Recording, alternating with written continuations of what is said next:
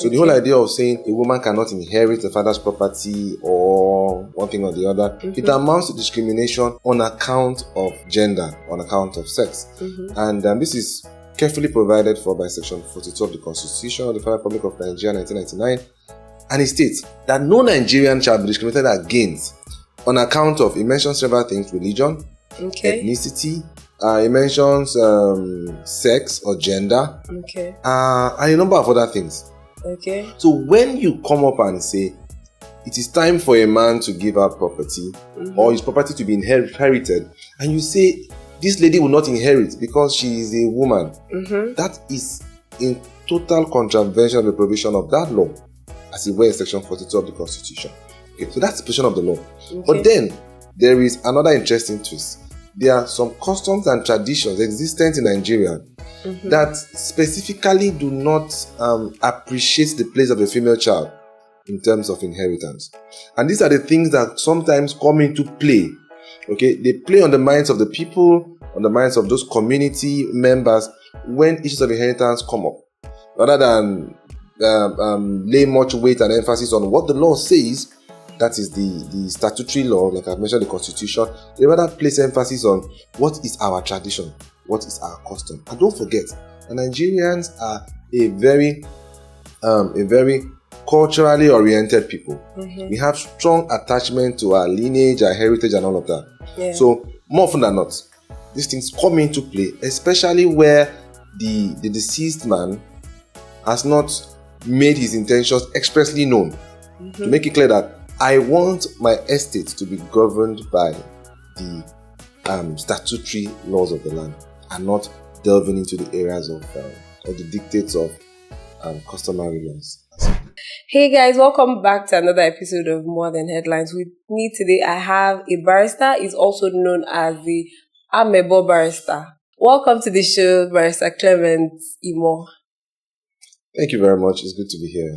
So today we'll be discussing property versus patriarchy, family feuds, and female exclusion. So, why I decided to have this conversation today was there's a conversation online where a lady, wrote a post. I think it was a Twitter post, and she said that when her father was alive, she and her husband were the ones that had the sole responsibility of taking care of him, taking him to the hospital, like they were, in charge of the man. But when the man died, he willed all his property to his first son. Wow. So she and her husband are of the opinion. Her from... Yes. Okay. Meanwhile, she took all the, so people had different opinions, and somebody was like, if she was the one that, since you're the first son, you have to have that responsibility, given the fact that you're going to inherit everything. So where was the first son? He willed everything to the first son, right? Yes. Where was this first son when he was ill? I think he should have been present to take care of the man, bearing in mind that he was possibly next of kin, next in line. I think he should have been there to take care of the man, more or less like protecting his assets, because that's how it looks. Like you guys always say, boys will be boys. Oh, really? He was probably out there being a boy. Okay. All right. So let's drive the conversation. So my first question would be, why do you think women are excluded from inheritance and decision making? Well, I'm going to look at it from two perspectives. Okay. The first perspective would be from the one you have just mentioned. Okay. Which is the fact that the man actually made a will. Okay. So from the narrative you've given to me, I'm not exactly very familiar with that story, but from the much I've heard from you, he made a will and he seemed to have willed everything to the first son as against her own interest. Okay. The second part would be a situation where there is no will. But customary law or Islamic law or any other law comes into play that favors male inheritance, as against female inheritance. Okay? So which one would you like me to start with? Okay, let's start with female inheritance. Why do you think women are not allowed to, inherit from their father or their basically father? Because I know nowadays women inherit from their mothers. Some mothers leave their own properties for their daughters. Yeah. Okay. Now, one of the major reasons why I'll speak to this topic from the Nigerian context. Okay. We look at the Nigerian law. It primarily speaks against discrimination of any sort. So the whole idea of saying a woman cannot inherit the father's property or one thing or the other, it amounts to discrimination on account of gender, on account of sex. And this is carefully provided for by Section 42 of the Constitution of the Federal Republic of Nigeria, 1999. And it states that no Nigerian shall be discriminated against on account of, it mentions several things: religion, ethnicity. I think it mentions tribe, similar with ethnicity. It mentions sex or gender. And a number of other things. So when you come up and say, it is time for a man to give out property, or his property to be inherited, and you say, this lady will not inherit because she is a woman, that is in total contravention of the provision of that law, as it were in Section 42 of the Constitution. Okay, so that's the position of the law. But then, there is another interesting twist. There are some customs and traditions existent in Nigeria that specifically do not appreciate the place of a female child in terms of inheritance. And these are the things that sometimes come into play. Okay, they play on the minds of the people, on the minds of those community members when issues of inheritance come up. Rather than lay much weight and emphasis on what the law says, that is the statutory law, like I've mentioned, the Constitution, they rather place emphasis on what is our tradition, what is our custom. And don't forget, the Nigerians are a very culturally oriented people. We have strong attachment to our lineage, our heritage, and all of that. So, more often than not, these things come into play, especially where the deceased man has not made his intentions expressly known. To make it clear that I want my estate to be governed by the statutory laws of the land and not delving into the areas of or the dictates of customary laws.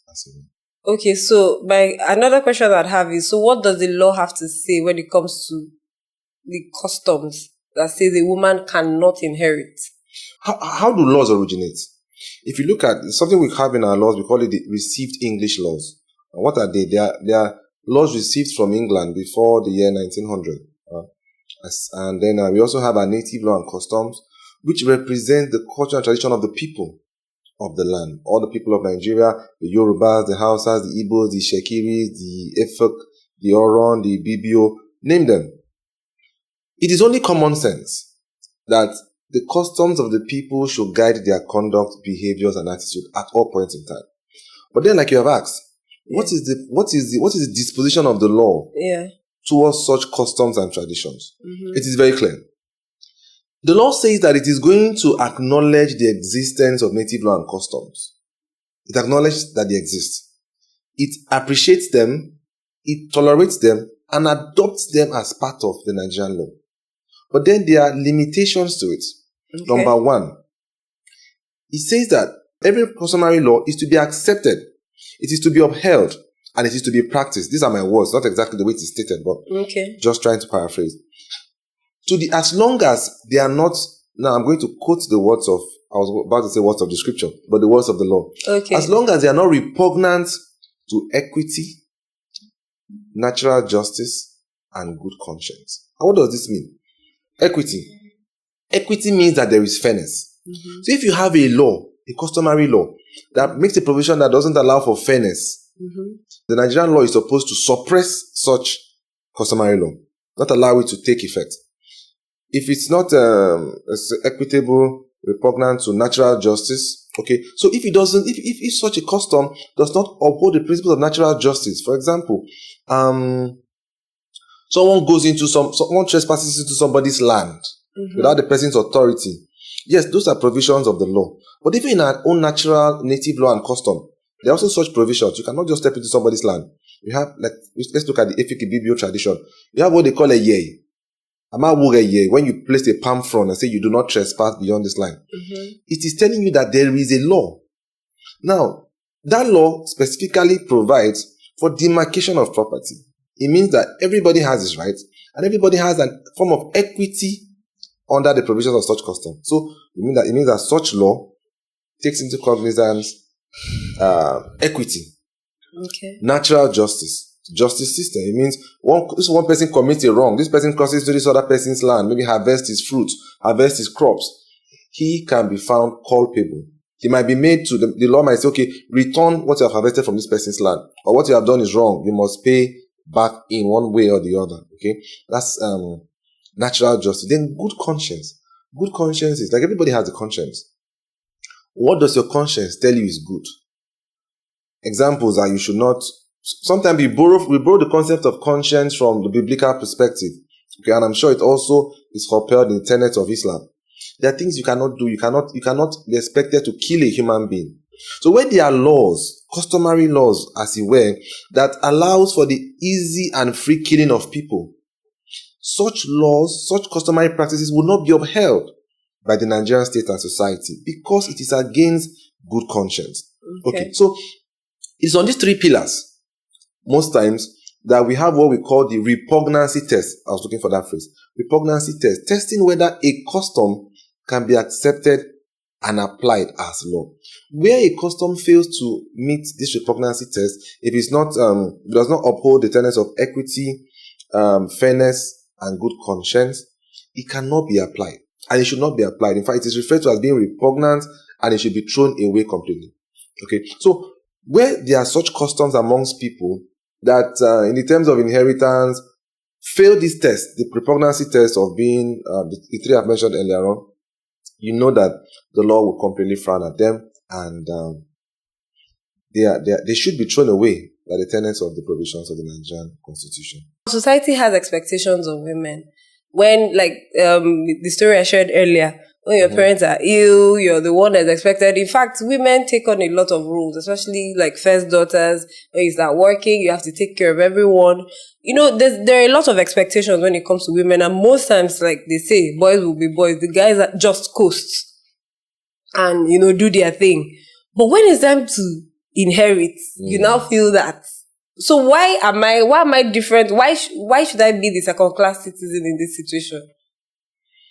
Well, like I said earlier, some of these things exist in some customs. I hear it's predominant among the Igbos, where they have the patriarchal system of inheritance, where when it's time to inherit, there is a sort of favoritism for male children.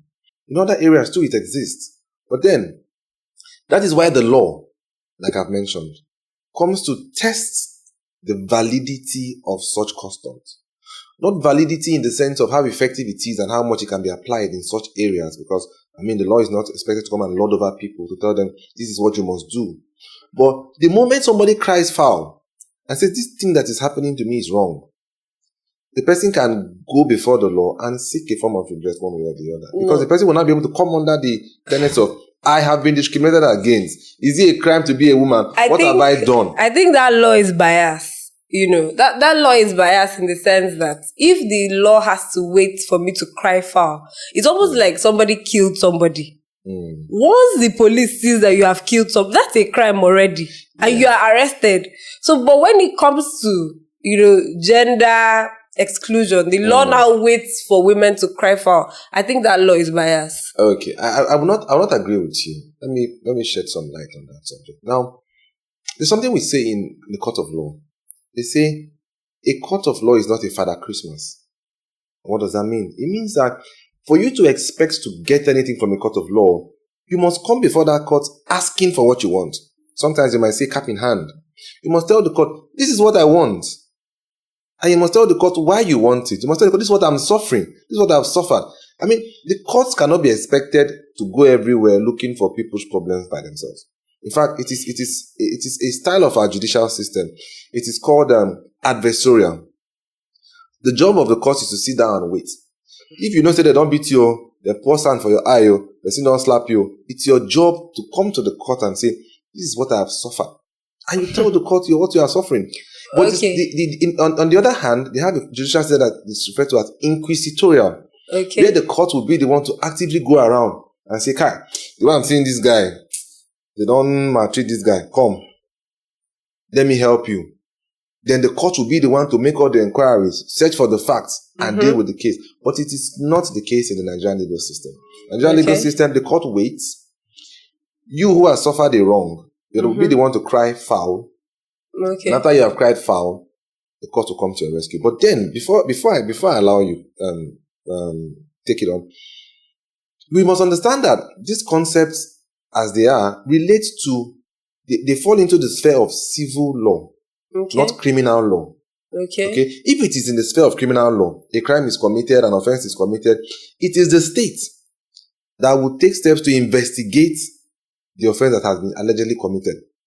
And in that case, it is not the court that is investigating. It is the state, either the Ministry of Justice or the police or any other investigative body. You might have, for instance, for issues of crime, financial crime, you have the EFCC. For workplace crime, you have the ICPC. For road traffic offenses, you have the FRSC and all those other agencies of government that are there to carry out the investigation, bring all the facts, and throw the facts into the court. The job of the court is to sit down, hold its arm. The only thing the court does is two things. In fact, the court doesn't even have eyes. The court only has ears to hear what they are saying. So whoever is talking, the court doesn't know you, doesn't see you. All it knows is that somebody is making a complaint. The court's job is to listen. Is this complaint making sense? Does the person have a remedy in law? The court doesn't go out, doesn't have legs, no hands to go and look for it. It just sits down, waits and listens, and then gives the verdict one way or the other. So do not blame the court system. Rather, whoever has a problem, discrimination, they don't give me my papa property. You bring your claim to the court. So I'm going to ask you, this is going to be a personal question. Okay. Do you think women should inherit properties? Yeah. I'm putting you on the spot right now. Yeah, I know why you're doing this. Yes. Because of the conversation we had earlier on. But I was just pulling your legs earlier on. Okay. I'm one who believes in fairness. Okay. Equity. And I believe that everybody should have a fair share of everything. No one should be discriminated against on account of any reason whatsoever. Yeah. Whether it's color, whether it's sex, whether it's nationality, whether it's race or religion, or even ethnicity. It shouldn't make any sense. For the mere fact that this person is a citizen of Nigeria, he should enjoy every other benefit as every other person or every other citizen as he will. So, simply speaking, in summary, to answer your question, I am in all fours against all forms of discrimination. Under whatever nomenclature, under whatever guise, I am against it in its entirety. Okay.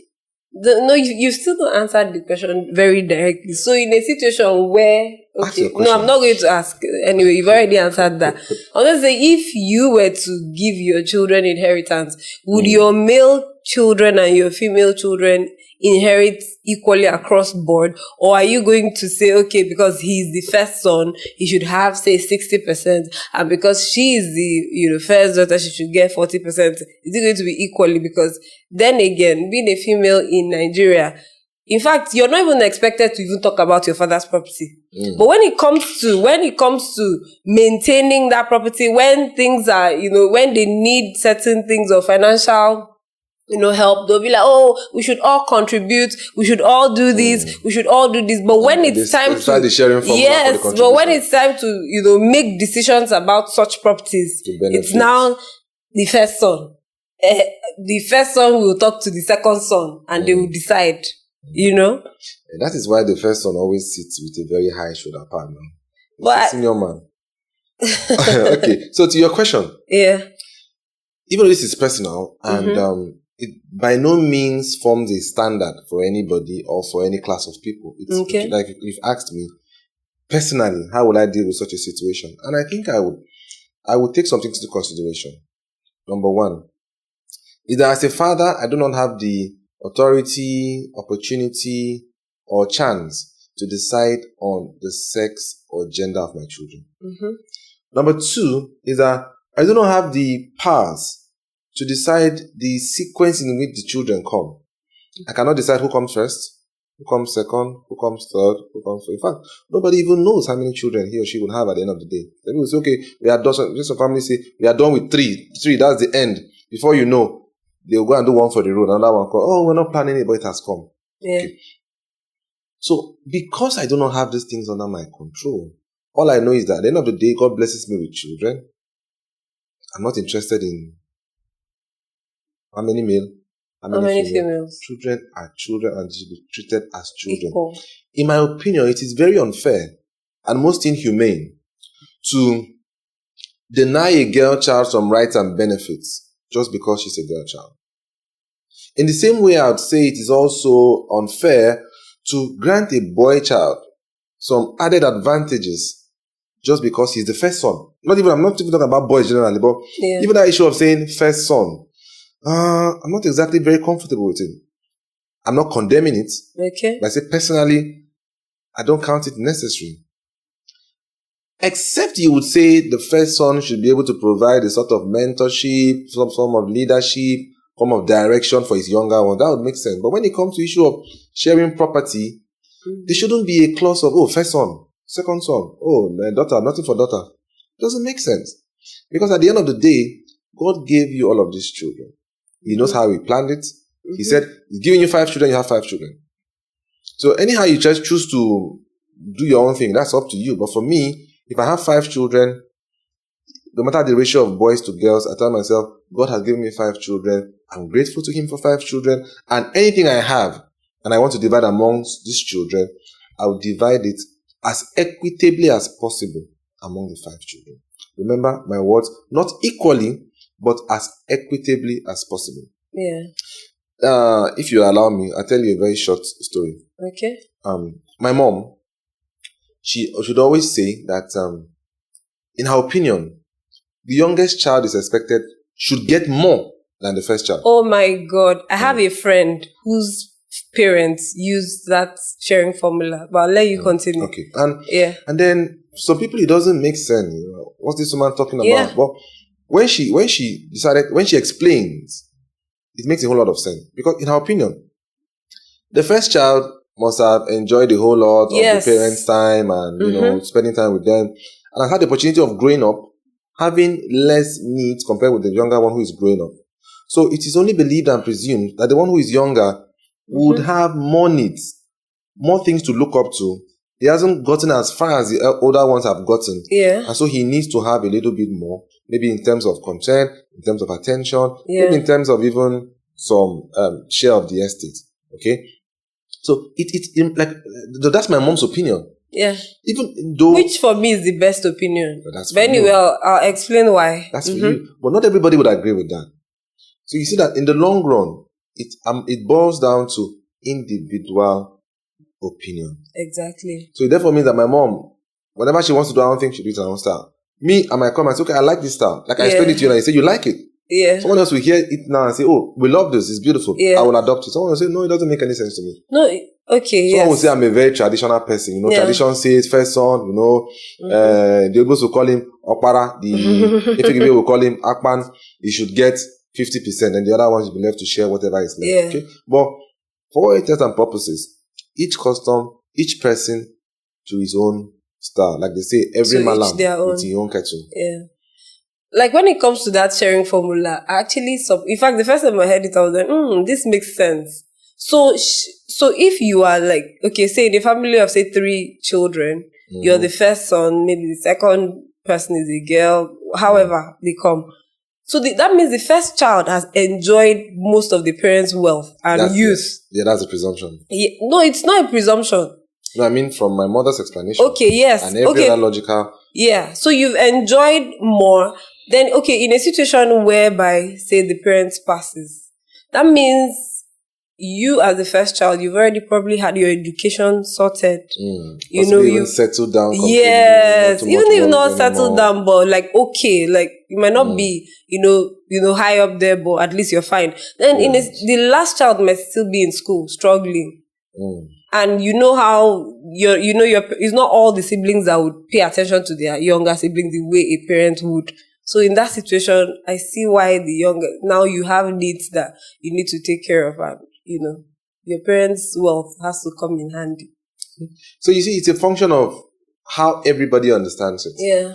And don't forget that the issue of succession, inheritance, is to an extent a personal issue. Of course. There are several guiding principles that would determine how it goes and how it flows. For example, we have people who would make a will. When you make a will, you specify how your estate is supposed to evolve. So a man can even have a whole lot and make a will and decides to give everything he owns to charity. Of course. And the children get nothing. The children will only cry foul.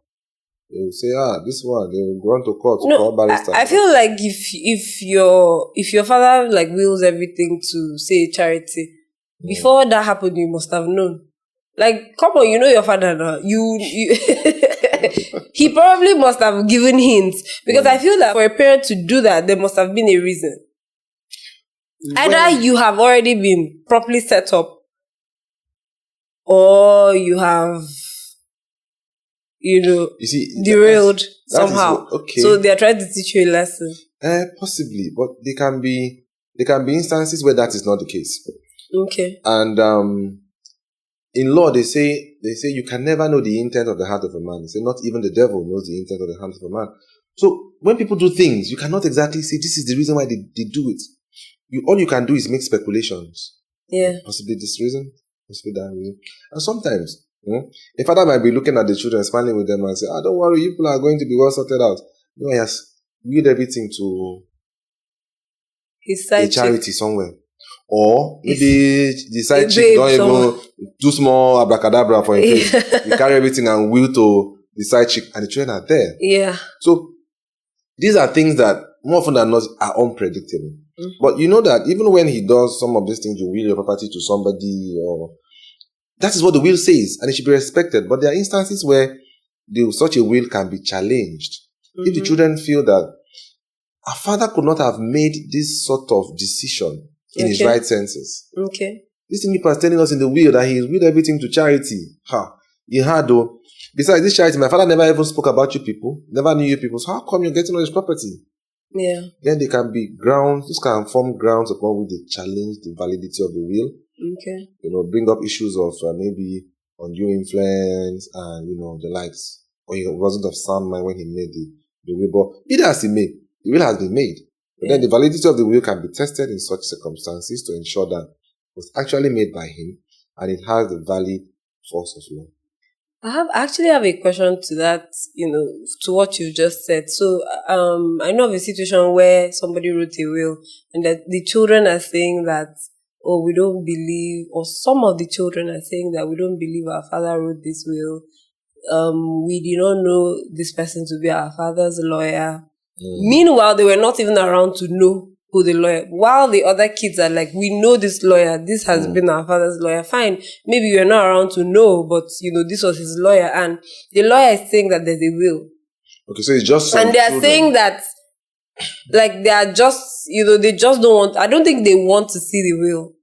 Okay. I don't know if it's out of fear or I don't know what it is, but So you're saying not all the children, just some of the children? Yeah, some of the children are saying that, we don't believe our father wrote a will. So you're asking for my opinion on this? Yes, I'm asking. So what can be done in this situation where some people don't want to see the will, while some people want to see the will? Before I answer that question, I need to be sure you're going to inform us, not on oath anyway, but maybe on camera oath, that this scenario does not relate to you. Because if it relates to you, you have to come and consult me in chambers and pay my regular fee, and not try to cut through the corners and get this information free of charge. I'm just asking a general question. Okay. Somebody might be out there, that's very far away from you, that can't get you, hire you to use your services and all that. Yes. Okay, so we'll just throw light on it. Now, where there is any reason to believe that the authenticity of a will is to be questioned, whoever is involved, any interested party can actually take steps to challenge that will. Okay. For instance, any of the children or family members, someone who feels that he has a right of inheritance to that man's property, but the will is not exactly the way he thinks the will should go. Okay. He has a right to challenge such will. Okay. Within the bounds of the law. Maybe challenge when barrister is trying to read the will, you go carry machete, come and some kind boys come and pursue innocent barrister. No, that's not how to challenge the will. What you should rather do, you should follow the procedures in law. And any grievance you have, make your grievance known within the bounds of the law. And I'm sure that our probate registry are always open to listen to such grievances, to make sure that there is equitable and amicable resolution of such issues where and when necessary. Okay. All right. Because I thought that maybe that means then in a situation where the will never gets read, that means they can't exactly stop the will from being read.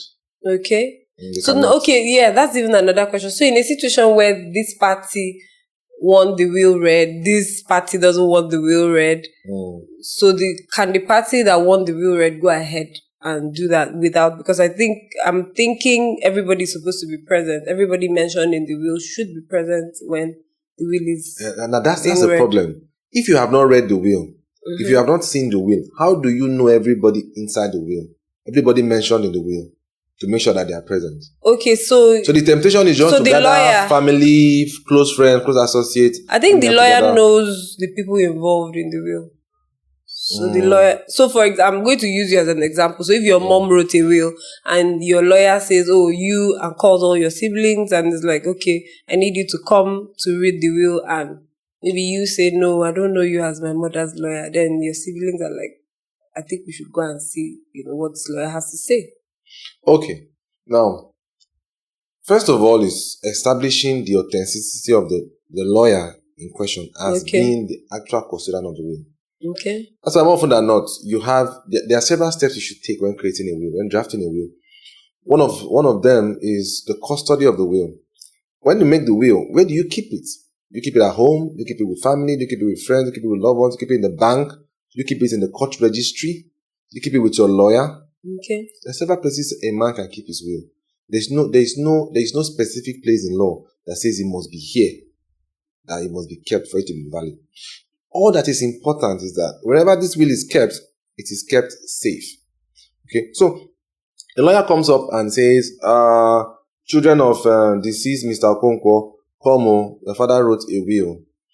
If they don't know this lawyer, it raises a whole lot of doubts. Okay. Where did you come out from?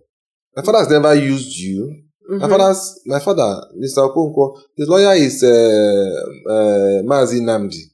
So you, Olusegun, from where? How? When do you know my father? What have you done for my father before? Those questions can come up. But then, there will now be an effort to establish how true Barrister Olusegun's claims are. So the fact that he is the one in custody of the will made by this man. Okay. Now, don't forget that one of the important ingredients of a will that makes it valid is that there are witnesses to the will. Now, the witnesses, it is not their place to know the content of the will, but to establish that at the time Mr. Okonkwo made that will, he was of a sound mind, he was healthy, he understood what he was doing, he knew that document he was signing and drafting was his will. He was conscious of that fact. That's what they are witnessing to. So when you have scenarios where they come and say, "Oh, witness is now be witness. Come and drag the content of this will. Now, waiting Papa talk be this. Can Papa actually deny me this house that he was talking about?" Witnesses will not know that part. All they know is that this document they are talking about, yes, Mr. Okonkwo, you sign up for my presence. I was there as a witness. This is the will we are talking about. That's the extent to which they will know. So it will be near impossible for any lawyer to just jump up out of nowhere that nobody has ever known before, nobody has ever seen before. Yeah. Just come from the moon or from Pluto and say, "Now the Papa went there, Mr. Okonkwo, now maybe embarrassed. I prepared the will. Here is the will." Because the man could have gone to go and bring a document from his own private making and read. Another question would be, how are you even sure this man is a lawyer? Because these days in Nigeria, we have a lot of people impersonating as lawyers. So these are questions that will be raised to test the validity of the said will and the lawyer who claims to have been hired and to be in custody of the deceased man's will. Okay. I don't think you've still answered my question. Oh, have not? Sorry. So the question where they speak, I no answer. No, you've answered. I beg, shoot the question again. No, the question now is for the parties. So now there are two parties. This party wants to read the will. This other one, they don't want to see the will. The party that's interested in seeing the will, can they go ahead and see what the content of the will is? Okay. Okay, the question is clear now. Yeah. But I think after this question, you've been dropped another one before. That's why I answered the other one. Okay, but sorry. So we'll talk about this one. Now, once there is a will, the will must be read. There is no provisions of law as to where the will should be read, who should attend, who should not attend. Okay. So if you have a family that is divided, faction A and faction B, faction A says read the will, faction B says don't read the will. You that is the lawyer or anybody who is your duty to read the will, you have to also be mindful of your safety, because it doesn't profit you anything. You go read will, finish, then break your head. So you also make sure that wherever you are going to read that will is safe. The people who want to hear the will, for instance, a lawyer now, you might go to the family residence and say, okay, everybody gather and read the will. The day he goes there, the faction B blocks the gate like a political protest. You know, go enter. They carry placard. You know, go read will today. The lawyer can say, okay, no problem. I don't want issue with you now. This other faction, my house. Come to my office. Okay. And I'll read the will to you guys. And it is a valid reading of will in law. Now, in fact, I think I would even add that even if the will is not read, okay, and copies of the will or the will is made public, through whatsoever means, as long as every interested party gets to have access to that will, the will is valid. For example, instead of reading the will, maybe for such reasons, it's impossible to read the will. The lawyer or the custodian of the will can just, maybe has a soft copy of the will, send it via email to interested parties, family members, and the will becomes valid. Remember, it is not the reading of the will that makes it valid. Okay. It is the fact that it had been made. All right. And it has been accepted as the will that carries the force of law, or that makes it carry the force of law. Whether it is read or not read, it doesn't change anything. Okay, so if this one say they don't want to listen to the will being read, this other one say read the will for us, we will go quietly, look for the lawyer or whoever is in custody of the will, and listen to him read the will, and voila, everything is tidy. Okay, so another question I have here, I think that one took a lot of time. Also, how can women typically challenge their exclusion from inheritance? There's several ways. Number one, and paramount amongst which, is that they can raise an issue of law. Like I said earlier on, anything that has to do with discrimination, as far as it relates to a Nigerian citizen, can be challenged by law. Because the law, the constitution, as you were, is a grown-up, the number one law of the land, and it specifically states in section 42, rights to freedom from discrimination. You cannot discriminate against anybody for any reason. You go to some places, they say, this thing is not for barristers. Assuming now I come to your program, you say, I will not enter because I'm a barrister. I can sue you. Say you are discriminating against me. Don't mind me, because this one is a private thing. But when it has to do with private things, I have the right to say, this is my own private thing I want to do. I don't need you, any other person. I just want to do it with myself and a few other people. That will now go into a separate right, which is right to freedom of association. I have the right to choose who I want to associate with. But for things that everybody is given equal opportunities, like and you shut out somebody, public events, or civil service employment, or appointments into, let's say, state executive council, even that one is also dicey, because appointment is at the prerogative of the appointer. It's whoever he likes, he would appoint. So that might not exactly come up. But things like civil service employment, recruitment into the military or any other parastatal of government, except for the ones that have clear provisions as to gender and sex. For example, the military, that they will tell you for some particular parts of the military, strictly for men. Okay. Like I'm familiar with some of these military terms, or rather their tenets. The main fighting arms, like the infantry, the armor, the ones that are really going into the heat of the battle, they try not to expose women to such situations. Those will not be able to be challenged under the issue of fundamental right from discrimination. But for every other thing, especially in the areas of inheritance, the first cry any layperson, any woman can raise is, I have been discriminated against. You cite section 42, and the law will definitely come to your rescue. That's number one. Number two, you have the administration of estate laws of different states.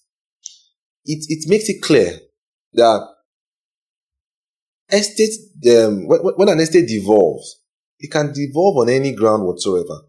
The owner of an estate has the right to say, I want my property to go to A, B, and C. It's nobody's business what he does and how he does with his thing. After all, he's the owner of the thing. But if there is a blanket opening, especially institutions where there is no will, you now know that the tenets of the administration of estate laws would not apply to such devolution of estate. It therefore means that it is the custom and tradition of people that would hold sway. You now begin to look at, where is this man from? Or what is his religion? Is he a Christian? Is he a Muslim? If he's a Christian, what does his Christian principles say? If he's an atheist, what does his religious principles say? If he's a member of the Islamic religion, what are the tenets of Islam with regards to devolution of properties? Okay? And then you now begin to look at them from the standpoint of what they say and how they say. The moment any of these begin to speak in terms of a girl child cannot and should not, it is in contravention of the Constitution. I know the Constitution is what we call a ground norm. It is the supreme law of the land.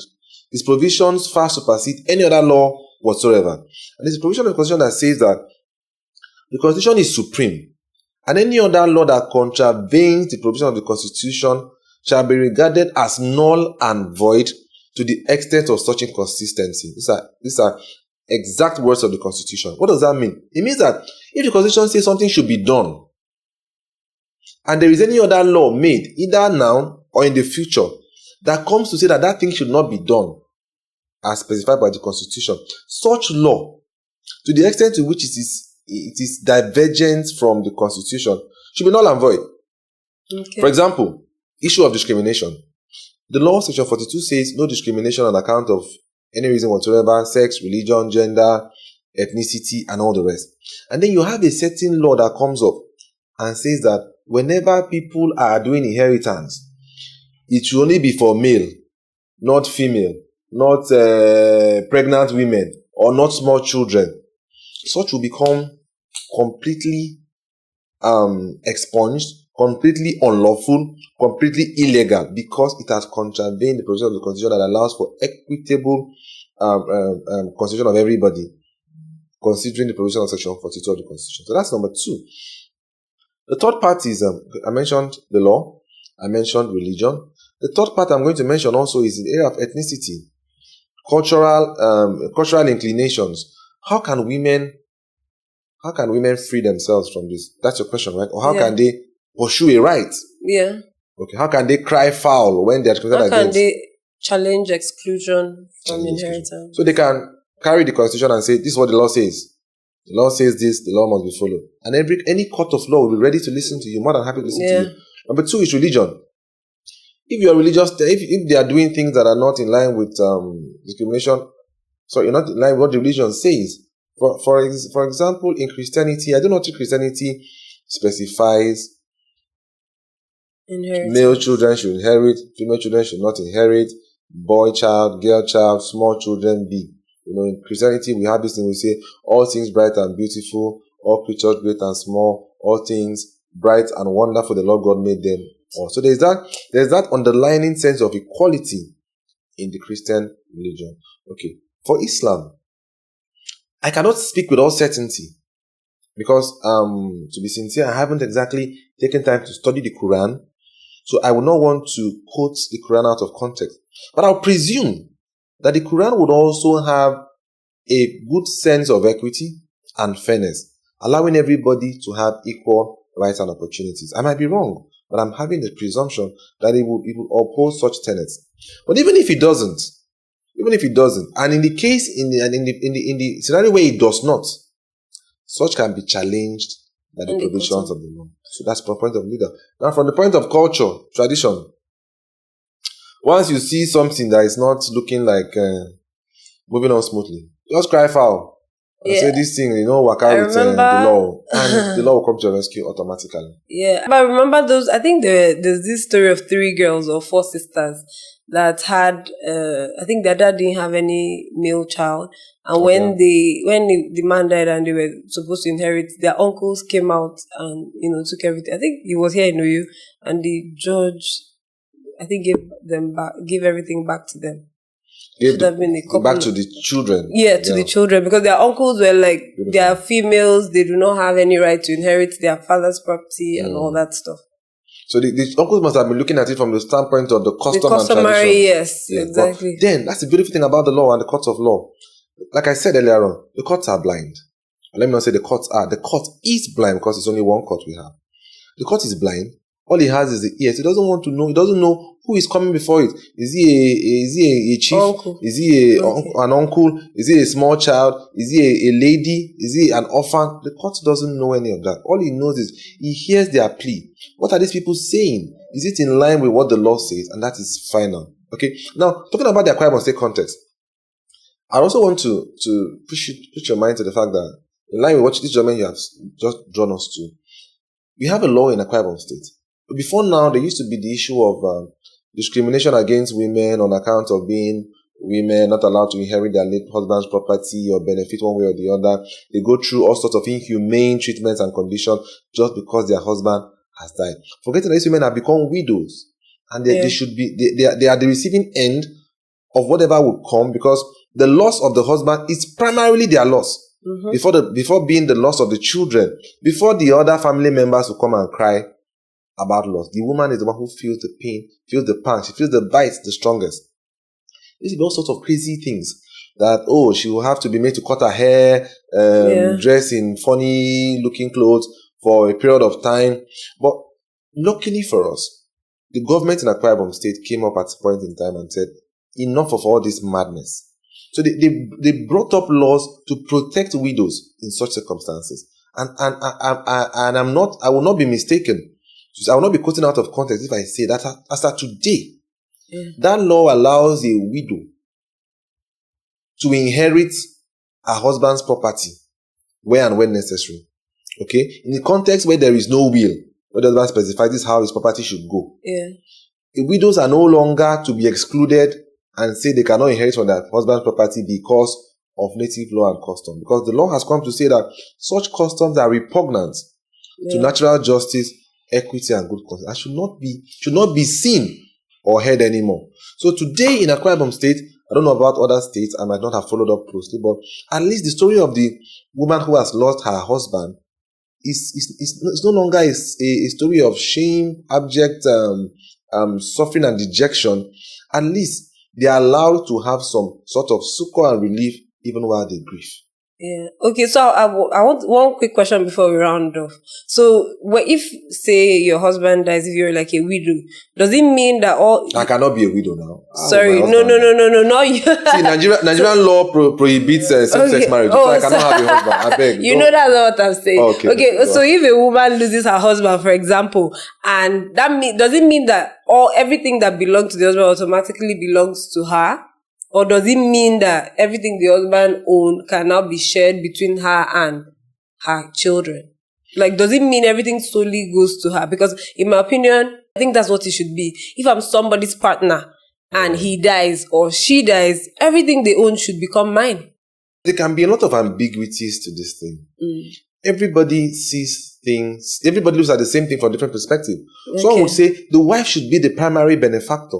Someone will say, why the wife? After all, she had her own parents. She must have enjoyed her time with the man. The children should be the ones to benefit. They will say, no, the children have benefited. Okay, what about the brothers? What about the sisters, uncles, aunties? Okay, what about his aged parents? They should also benefit from part of his estate. Okay? So, more often than not, that's why I always advise everybody. So, you guys should listen up now. Our listeners, you should make sure you get a will. A will save you of all this trouble. You know when Pilate washed his hands and say, this matter, I no put hand again. Once there is a will, all those uncle in the village, grandmama, grandpapa, they all will stay clear and listen to the dictates of the will. But in the situation where there is no will, we have the administration of estate law that will determine how the estate will evolve among family members. More often than not, it starts with children. Okay. From children to spouse.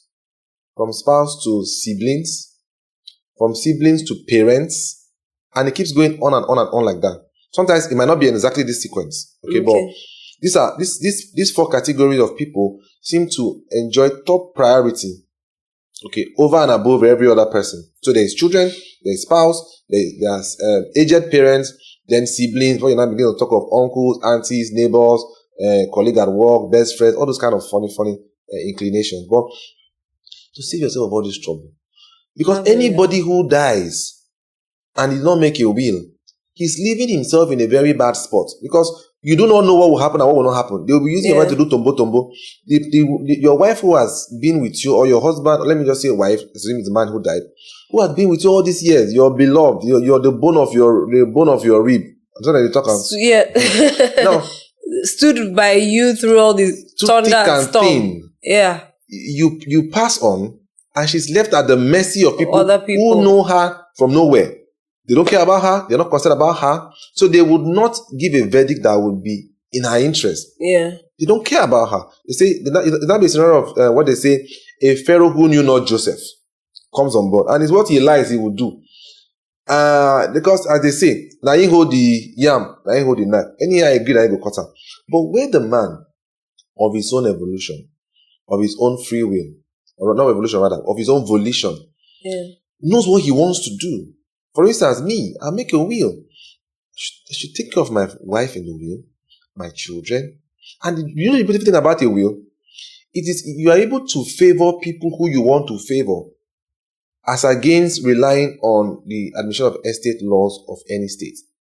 Because in the AEL, let me call AEL, admission of estate law, it favors children, spouse, aged parents, siblings, and keeps expanding. But it will always be along family lineage. Those people must be connected to you one way or the other before they can benefit. But with a will, a man who has, let's say he was in hospital admission for 6 months before his death, he might want to appreciate the hospital, appreciate the nurse who took care of him, appreciate the doctor, appreciate his driver, his cook, his cleaner, his steward, his secretary in the office who worked so hard for him day and night. He might want to say, I want to thank you very much for all you have done for me. Take this part of my estate. That's the beauty of having a will.